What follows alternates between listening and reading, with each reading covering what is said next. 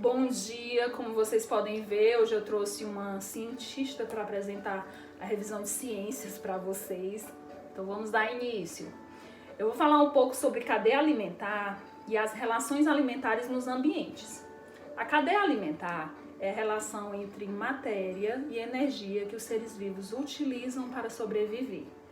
Ou seja, as relações necessárias para a busca de energia por meio da alimentação.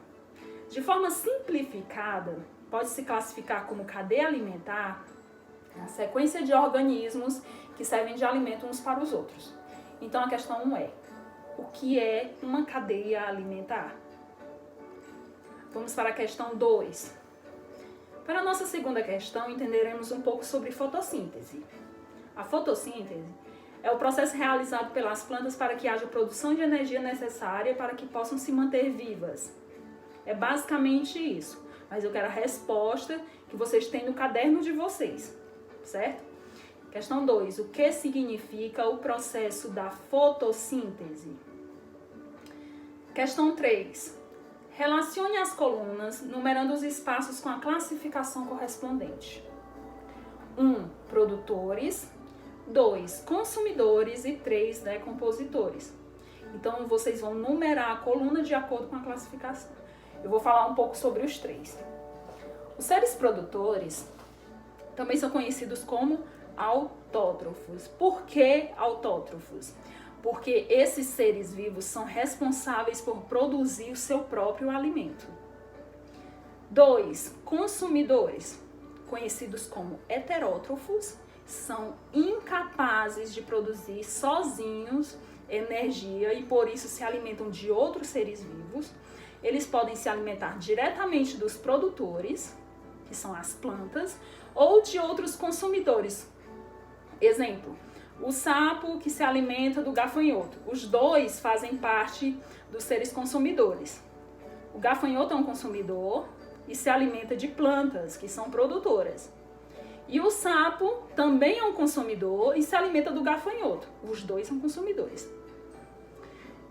Agora falaremos sobre os seres decompositores. Eles se alimentam de organismos mortos, liberando a matéria orgânica de volta ao ambiente. Ou seja, é um tipo de reciclagem.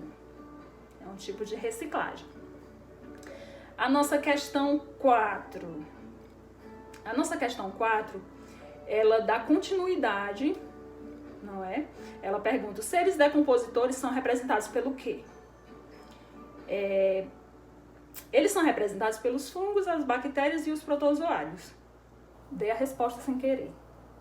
Questão 5. Os decompositores são importantes porque devolvem os nutrientes ao ambiente. Assim podem ser reaproveitados por outros organismos para a produção de novas moléculas orgânicas. Dei a resposta da 5, sem querer também.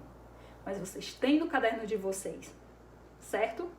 Agora, iremos falar sobre a verificação da situação vacinal. Licença.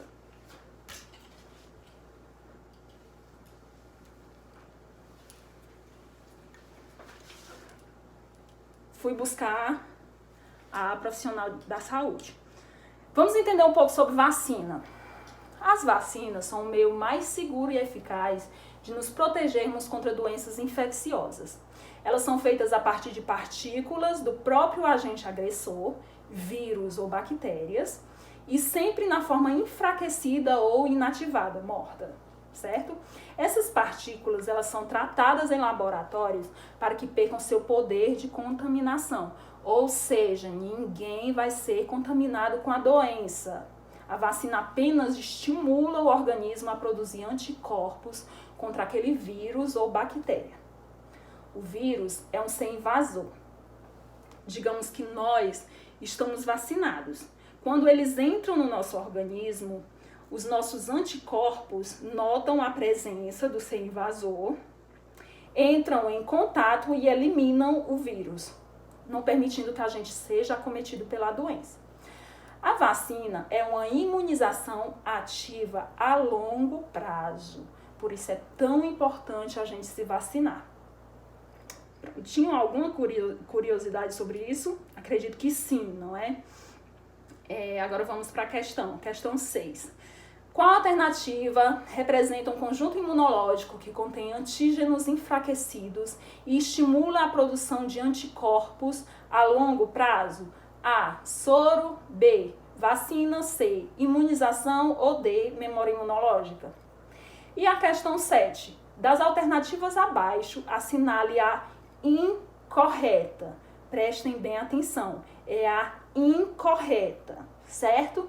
E a nossa questão 8, não poderíamos deixar de falar do Dia Mundial da Água, que é o dia 22 de março.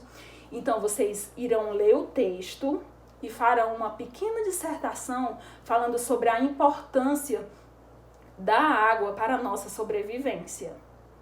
Então é isso, a nossa revisão é isso. Eu espero que vocês façam com muito capricho, com muita atenção, certo? E na próxima aula a gente fará a correção.